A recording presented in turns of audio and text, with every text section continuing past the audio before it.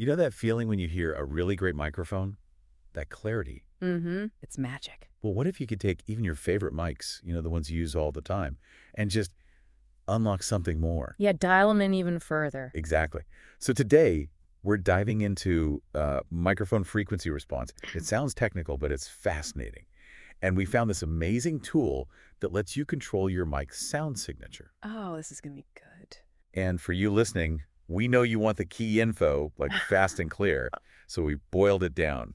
No wading through jargon. Straight to the good stuff. And here's the real kicker.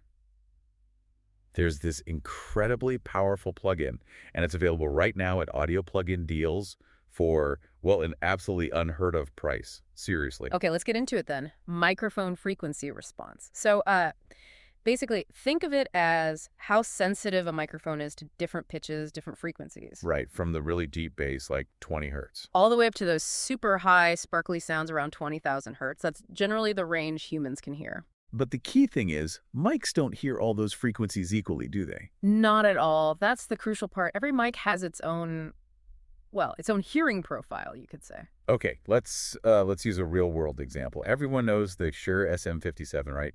Total workhorse. Absolutely. Classic mic. Its specs say, what, 40 hertz to 15 kilohertz? That's right, 40 hertz to 15 kilohertz. So you might think, okay, it hears everything perfectly between those points and nothing outside. Well, that's the common assumption, but it's not quite right. That range gives you a general idea, a ballpark figure, but the real detail is in its frequency response graph. If you actually look at the chart for an SM57, Okay. you'll see it's not a flat line. Towards the edges, like down near 40 hertz and up around 15 kilohertz, its sensitivity actually drops off a bit. Ah, so it's quieter at the extremes of its range. Yeah, slightly less sensitive. And there's usually a little dip somewhere in the mids, maybe around 400 hertz on the SM57, and then quite a noticeable boost in the upper mids and highs. Between 2K and 12K, wasn't it? Something like that, yeah. That presence boost area. So the graph really shows you the mic's personality, its inherent sound or color, much more than just the range number. Okay, so it's not just if it can hear a note, but how loud it hears it compared to other notes. Like knowing a singer has a wide range versus hearing the unique tone of their voice. Exactly, great analogy. Got it. Now, those graphs, they can look a bit intimidating. Lots of squiggly lines. What are the key things we need to understand? The measuring blocks. Two main things, hertz or hertz and decibels dB. Okay, hertz is frequency, right? Pitch. Right. It's cycles per second of the sound wave. And interestingly, how we perceive pitch isn't linear, it's logarithmic. A logarithmic, meaning If you double the frequency in hertz, you go up one octave in pitch. So 100 hertz, 200 hertz, 400 hertz. Those are octave jumps. That's why the frequency axis on those graphs, the horizontal one, uses a log scale. It matches how we hear. Okay, that makes sense why the low numbers are spaced out and the high ones are bunched up. What about the really low stuff, like below 30 hertz?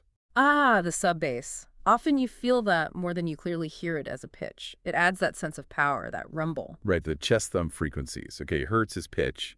What about decibels, dB? Decibels measure the relative output level or loudness from the microphone at those different frequencies. And guess what? Our perception of loudness is also logarithmic. Ah, okay. So dB reflects how loud something sounds to us. Pretty much. A Yeah. tiny change, like 1 dB, you'd barely notice it.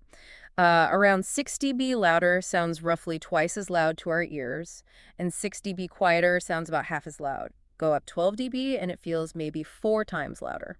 Wow, okay. So on the graph, the vertical axis shows this relative sensitivity in dB. There's usually a 0 dB line as a reference point. And the squiggly line shows how much the mic's output goes above or below that 0 line at each frequency. Exactly. If the line goes above 0 dB, the mic is more sensitive at that frequency. If it goes below, it's less sensitive.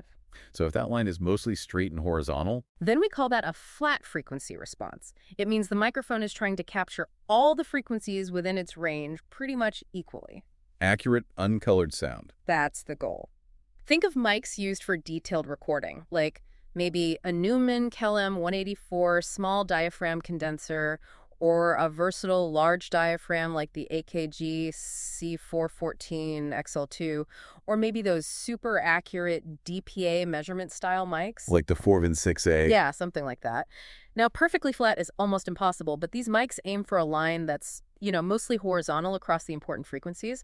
They aim for transparency. Okay, so that's flat. What about the opposite, colored? Right. A colored response is where the line is definitely not flat. Hmm. It has noticeable peaks and dips. So it's deliberately boosting some sounds and cutting others. Exactly. It's shaping the sound. Think of a kick drum mic like the Shure Beta 52A. It's designed with a bump in the lows and maybe the high mids to give you that thump and click. Or the SM57 we talked about with its presence boost. Yep. Or even a broadcast mic like the Electro Voice RE20. It has a specific character. This coloration isn't bad. Often it's exactly what you want for a specific instrument or voice. That presence boost helps vocals cut through a busy mix, for instance. Makes sense. You wouldn't necessarily use a super flat mic on a rock vocal if you wanted to slice through guitars. Probably not unless you plan to EQ it heavily later. It's about choosing the right tool for the job. Flat for accuracy, colored for character. Right. Okay, this is clicking. But what if you have a good mic, maybe even a great one, but it's just not quite right for what you're recording right now? Or it has some little annoying peak or dip? Now you're getting to the really exciting part. Because even fantastic mics aren't always perfect for every single situation. This is where that plugin comes in, isn't it? This is exactly where the MathAudio microphone EQ plugin steps onto the stage. It's designed precisely for this situation. Okay, the key to unlocking that extra potential we mentioned. Tell me, what does this wizard of a plugin actually do? Okay, so in simple terms, MathAudio Microphone EQ analyzes your microphone's specific frequency response. It's sonic fingerprint. Right. And then it generates a super precise correction filter to change it. Based on what they say over at Audio Plugin Deals and the MathAudio site, it does some seriously cool things. Like what? Well, first, it can linearize the response. That means smoothing out those bumps and dips to make the mic sound much more neutral, more accurate, like turning a colored mic into a flatter one. Whoa, okay. That alone is useful. But wait, there's more. This is the really clever bit. It can do microphone matching. Matching, you mean? Making one microphone sound like another microphone. Get out. Seriously. So I could potentially make my, say, mid-range condenser sound a bit more like a super high-end vintage tube mic. That's the core idea. It compares your mic, the target, to a recording of or a profile of a reference mic whose sound you want. Then it figures out the EQ needed to bridge the gap. That is, wow, game-changing for project studios, or even just for consistency if you have multiple mics. Absolutely.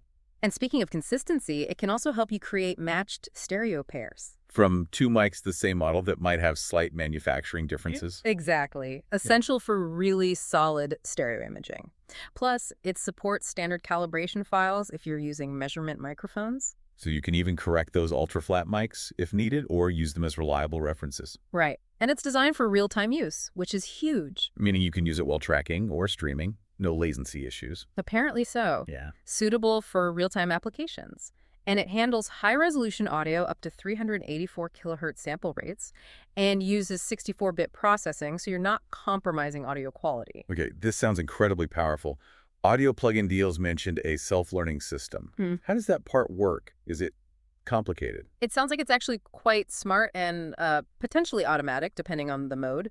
The idea is that the plugin listens to the sound coming through your target mic and compares it to the reference either another mic simultaneously or a pre-recorded file. It performs this detailed spectral analysis in real time, figures out exactly where your mic deviates from the reference across the whole frequency spectrum. And then builds the correction EQ automatically. That's the concept. It calculates the precise filter needed to make the target match the reference or to make it flat, if that's your goal. Like it's learning the difference and fixing it on the fly.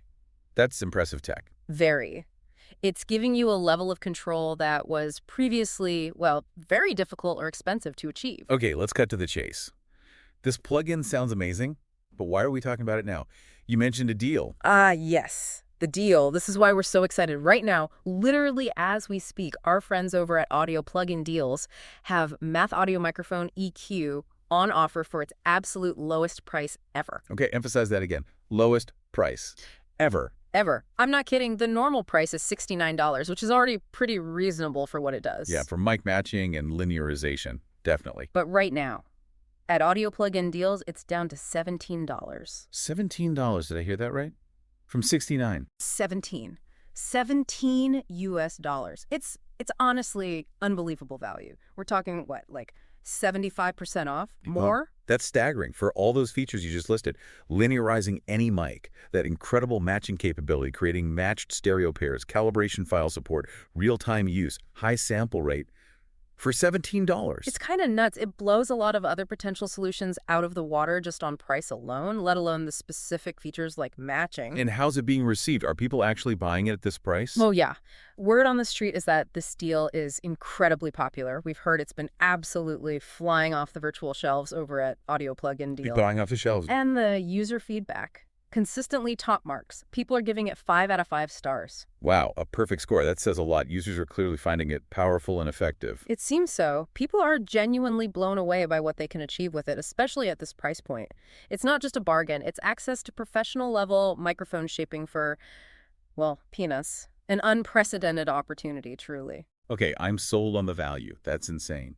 Now, just to put it in context, people use EQ all the time in mixing, right? Even on expensive mics. Yeah. How is this different from just grabbing, say, a FabFilter Pro Q or something? That's a fair question. And yes, you're right. EQ is standard practice. We see discussions online all the time, like on Reddit or forums, where producers and streamers talk about using EQ and compression, even with mics costing thousands. It's normal to shape the sound. And there are other tools, even for MathAudio, right? Like their Right. Room EQ. Correct. MathAudio also has a well-regarded Room EQ plugin, which focuses on correcting acoustic issues in your listening environment. And users of that often report big improvements, better soundstage, clearer details, fixing boominess. It shows the developer knows their stuff when it comes to audio correction. So technology is solid. Seems very solid based on the feedback for their other products too. But the key difference here is focus. While Room EQ fixes the room's impact on what you hear, MathAudio microphone EQ fixes the microphone's response at the source. Ah, okay. It's correcting the very first step in the chain. Precisely. It's about tailoring the raw capture. And it adds that unique microphone matching capability, which your standard mixing EQ doesn't really do in the same way. It's specifically designed for this job. Got it. So let's wrap this up. The big takeaway seems to be understanding your microphone's frequency response is key to its sound. Absolutely crucial. That color defines its character. And while mics have their inherent sound, sometimes it's not perfect for the task, or you want to change it. Or emulate something else entirely. And that's where MathAudio microphone EQ comes in, offering this incredibly deep level of control, linearization, mashing, stereo pairing. All the good stuff. And crucially, right now it's available via audio plug-in deals at its lowest price, EVR. $17. Unbeatable. With users loving it, giving it 5 stars, it seems like a complete no-brainer if you record anything. Totally. So here's something to think about. Imagine you could take every single mic you own and perfectly tailor its sound for any specific voice, any instrument, any situation. What could you create with that kind of sonic precision? Yeah, the possibilities really open up, don't they? Making your existing gear so much more versatile. It's a sonic playground waiting to happen. So if your ears perked up at this, seriously, head straight over to Audio Plugin Deals. Check out MathAudio Microphone EQ right now. Before this unbelievable offer disappears, it's not likely to come around again like this. Seriously, don't miss out on this one. Grab it while you can.